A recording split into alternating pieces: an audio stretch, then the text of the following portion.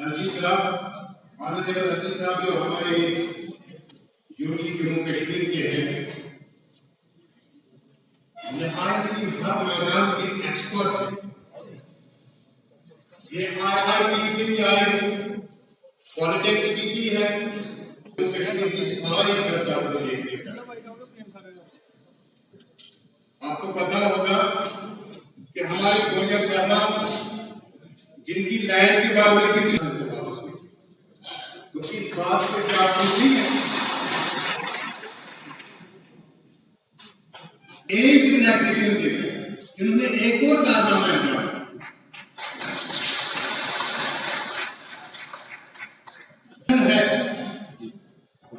इनकी इंसान दोस्ती का एक और जज्बा है कि इन्होंने बैंक को मजबूर करवाया कि आप उनसे दोबारा करें। बड़े मुखलिस हैं, काम करने की चाहत है, काम करने का शौक है, और अगर आप और हम सब इनका ताउन देंगे तो जम्मू कश्मीर को एक नई हिस्ट्री के साथ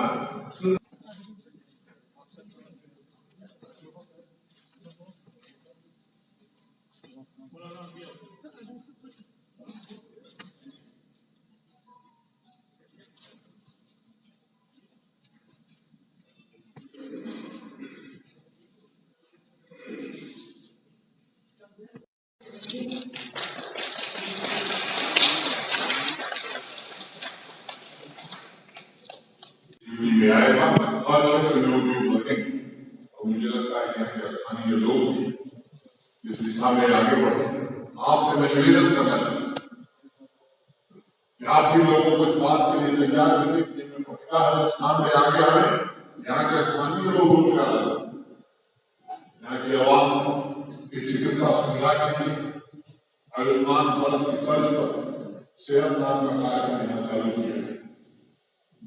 आयुष्मान भारत में आप सब जानते हैं देश के सम्मानित प्रधानमंत्री जी ने गरीब लोगों इलाज के लिए हर साल 5 लाख रुपए की सुविधा मिलेगी। ये कुछ महीनों पहले कार्यक्रम प्रारंभ किया। जम्मू कश्मीर में 30-32 लाख लोगों को सुविधा मिल रही थी, लेकिन 1 करोड़ से ज्यादा लोग थे जिनको ये सुविधा नहीं मिलती। देश में नहीं, उन लोगों के लिए हमने सेहत नाम की स्कीम शुरू की। जो सुविधाएं आयुष्मान भारत में 5 लाख रुपए प्रतिवर्ष इलाज की है, जम्मू कश्मीर के हर नागरिक को 5 लाख की सुविधा इलाज की सेहत स्कीम के द्वारा दी जा रही है। पंजीकरण का काम हुआ है, 16 लाख से ज्यादा पंजीकरण हुए हैं। 3-4 महीने के अंदर सबके पास गोल्डन कार्ड भी है।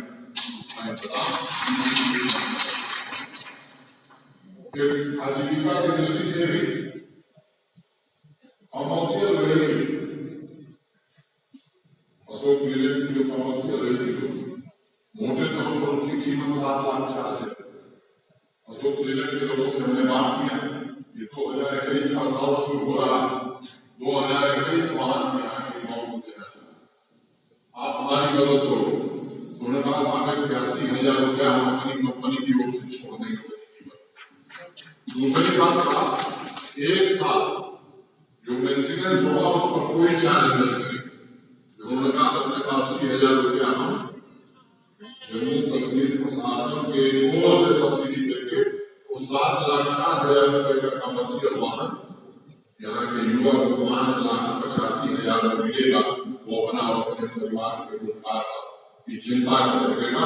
इस दिशा में भी काम 10 वाले में 2021 आने वाले 2 महीने में 3 महीने में पूरा से प्रीमियर लीग का प्रारंभ हुआ। जब कौजौरी बाकी जिलों में कठुआ बाकी जगह शुरू हो गया, आज जम्मू में प्रारंभ। स्पोर्ट्स में भी युवाओं के पास हुनर है कि वो भागने का कैसे अवसर मिले।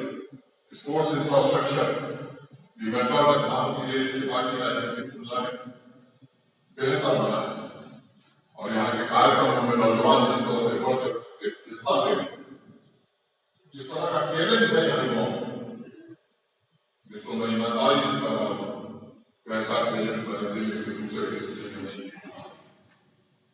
और ये एक नई युवा का एहसास दिला रहा है, कुछ और है। मैंने बार बार कहा, राज्यों को फिर दोहराया, क्या हुआ मैं नहीं जानता, लेकिन जम्मू और कश्मीर मेरी 2 आंखें हैं और दोनों आंखें समान रूप से विकसित होंगी तभी भेदभाव का सिलसिला खत्म होगा। मुझे बताया गया कश्मीरी पंडित में ही इसको हल के लिए मैं आप सबका हृदय से अभिनंदन करना चाहता हूँ। और उमेश नानी जी, उनके दिलों पर जो भाव थे, मैं समझता हूँ कि उस पर मरहम लगाने का काम आप सबने किया। और मैं जिम्मेदारी से बात करना चाहता हूँ कि अगर समाज में इस तरह का सौहार्द बनेगा तो वो दिन शायद हम जल्दी देख सकेंगे कि कश्मीर की वादियों में कश्मीरी पंडित भाई विष्णु जैन और रमन के साथ आप हम सब के साथ कंधा से कंधा मिला करके हो सके। इस नाम का ये प्रयास निश्चित रूप से एक मील का पत्थर इस मामले में आज से आने वाले 3-4 वर्षों में जम्मू कश्मीर इतिहास में जो जम्मू कश्मीर का स्थान था वो हम सब मेहनत करके उस स्थान को फिर से वापस दिलाएंगे, जम्मू कश्मीर के गौरव को बढ़ाएंगे। फिर से आयोजकों के प्रति मैं आभारी हूँ, मुफ्ती साहबान मौलवी साहबान का शुक्रगुजार और मुझे उपस्थित होने का अवसर आप सबने दिया, इसके लिए विशेष रूप से आभार व्यक्त करते हुए मैं अपनी बात यही पूरी करता हूँ। धन्यवाद। मैं एक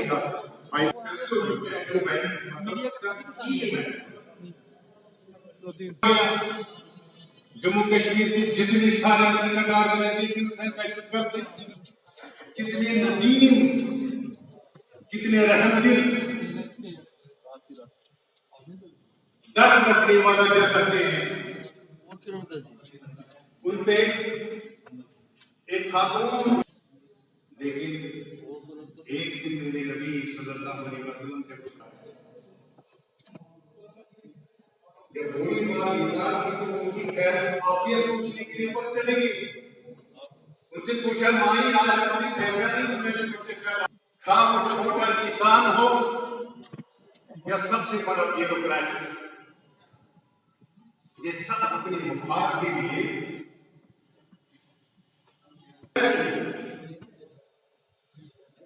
तो मैं इसको ऐसे समझाता हूँ कि अगर यहाँ कुछ पता किया तो वो भी ले जाएगा। अमन मोहब्बत के मिजाज के पैरोकार, आप सब अमन और मोहब्बत के पैगाम मिजाज के पैरोकार हैं, इसलिए सांप्रदायिक सद्भाव और एकता मौलाना के तबके तक पहुंचाना ये आपकी जिम्मेदारी। closely examine the radicalization process, which I believe is fourth generation warfare. This fourth generation warfare, we can assess what kinds of resources are required to counter such events and extremist ideologies. We have developed the concept of training the hearts and minds. It is our responsibility to check propagation of non-contextual as well as self-messages from Quran.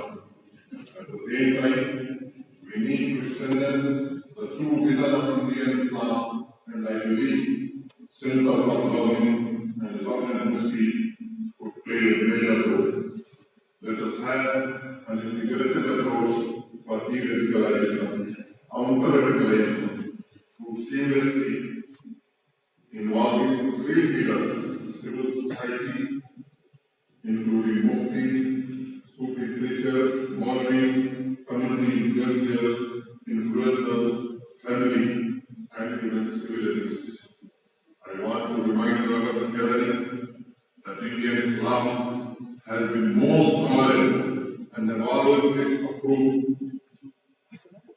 other kind of things. Our culture is Sufi, where all religions, every ideology coexist with peace, love, and harmony.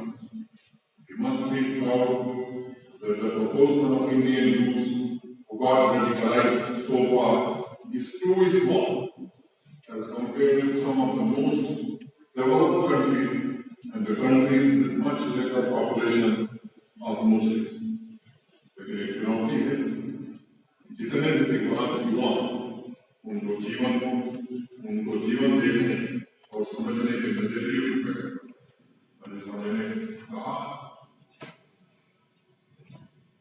ये प्रेम से ही किया जा सकता है।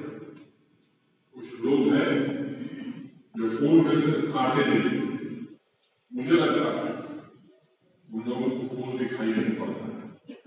हमें फूल देखने की जरूरत है, कांटे देखने की जरूरत नहीं है। निश्चित रूप से हमें नया समाज बना सके। जो किताबें हैं उनमें क्या पढ़ना चाहिए, क्या पढ़ाना चाहिए, इसको विचार का समय लगेगा।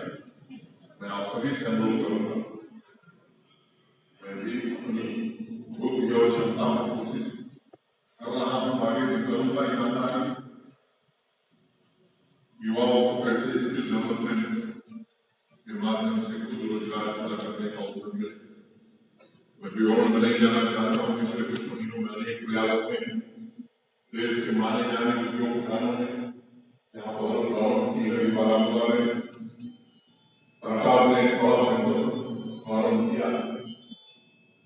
जनवरी तक जम्मू में भी वो सेंटर शुरू हो जाएगा। 1400 युवाओं को ट्रेनिंग देने की क्षमता है।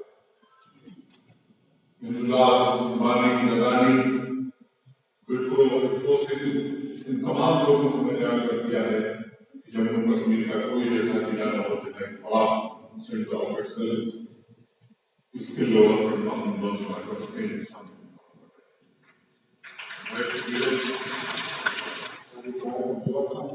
मैं उन्होंने जिले की पंचायत में गया।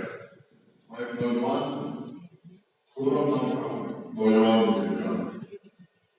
उसने आर्थिक मदद बैंक से लेकर केवल अपना रोजगार नहीं चलाया, लोगों को भी रोजगार से जुड़ा है और उन्हें भी प्रेरित किया है कि वो भी उद्यम बना।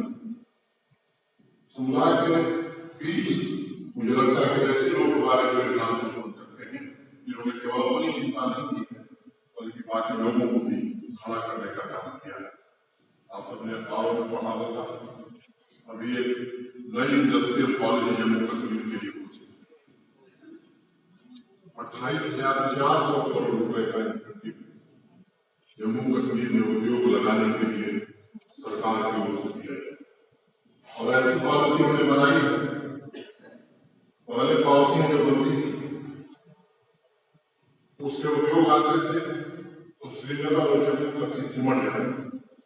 इस बार हमने ध्यान केंद्रित करके विशेष रूप से कोशिश की है कि 2 कैटेगरी के जिले होंगे, एक जिसमें जम्मू श्रीनगर और दूसरे भी तमाम जो बाकी जिले हैं वहां जम्मू और श्रीनगर की तुलना में ज्यादा सब्सिडी दी जाएगी। यहाँ 30%, तो बाकी ग्रामीण क्षेत्र में जो उद्योग लगाएगा उसमें 50% सब्सिडी देने का काम। संजय क्या कहना चाहते हैं? धर्मगुरु की बैठक रही, कहीं ना कहीं मजहब के नाम पे देखा जाए तो कत्ले आम हो रहा है। क्या कहना चाहते हैं? किस तरह की बैठ रहेगी और किस तरह को लोगों को समझाया जाएगा? इसी के समाधान के लिए तो हम सब लोग बैठ रहे हैं। जम्मू कश्मीर राज्य में मुस्लिम हैं, हिंदू हैं, सिख हैं, ईसाई हैं, सब लोग, सभी फेथ के मानने वाले लोग आज एक जगह, एक प्लेटफॉर्म पे, एक छत के नीचे इकट्ठे हुए हैं कि कहाँ कमी रह गई कि इस तरह की परेशानियां हैं। तो सब लोग मिलकर उसका समाधान निकालेंगे। देखा है कि अगर ग्रंथों की बात की जाए, कहीं ना कहीं दहशत फैलाने के लिए लोग अपने ग्रंथों को फाड़ के फेंक देते हैं। कहीं ना कहीं एक दूसरे मजहब का नाम लगाया जाता है, फिर देखा जाए तो दंगा फसाद होता है। आपको लगता है अगर आपकी बात जो है समझाई जाएगी लोगों को, तो लोग इसको अमल पसंद करेंगे? बिल्कुल ये माना गया है और इस कॉन्फ्रेंस में विषय भी है कि इस पे चर्चा की जाएगी कि कहीं ना कहीं हम लोगों की आपस में कम्युनिकेशन गैप हो जाने के कारण कॉन्फ्लिक्ट हो रहा है। तो आपसी कम्युनिकेशन को कैसे भविष्य में भी जारी रखा जाए, इस पूरे के पूरे कॉन्फ्रेंस का एक बहुत महत्वपूर्ण मुद्दा है। मैं सिर्फ इतना कहना चाहूँगा कि मजहब नहीं सिखाता आपस में बैर रखना। हिंदी है हम, वतन है हिंदुस्तान हमारा। किसी भी मजहब की बेसिक तालीम से जो भी वाकिफ़ है, जिसने भी मजहबी तालीम हासिल की है, यकीनन वो मेरे इस मौक़िफ़ की तायीद करेगा कि कोई भी मजहब आपस में दहशतगर्दी, आपसी नफरत या खून रेजी का कोई भी मजहब दर्श नहीं देता है। और मजहब इस्लाम बतौर ख़ास जिस मजहब को बदनाम किया गया, दहशतगर्दी का लेबल लगाकर आलमी सतह पर इसे बदनाम किया गया, यकीनन हमें इस बात पर गौर करने की ज़रूरत है आखिर किस वजह से जो मजहब दहशतगर्दी को जड़ से उखाड़ फेंकता है उसके साथ दहशतगर्दी को क्यों जोड़ा जा रहा है। इस गलत कंसेप्ट को जो आम किया जा रहा है इसे हमें ख़त्म करना होगा और अमन का पैगाम देने के लिए, मजहबी भाईचारे के कायम करने के लिए जो आज ये प्रोग्राम हुआ, इस तरह के प्रोग्राम हर जगह और बार बार करने की ज़रूरत है। तभी जाकर हम लोगों में आपसी मोहब्बत और कायम कर पाएंगे और आपसी नफरतों को मिटा सकेंगे।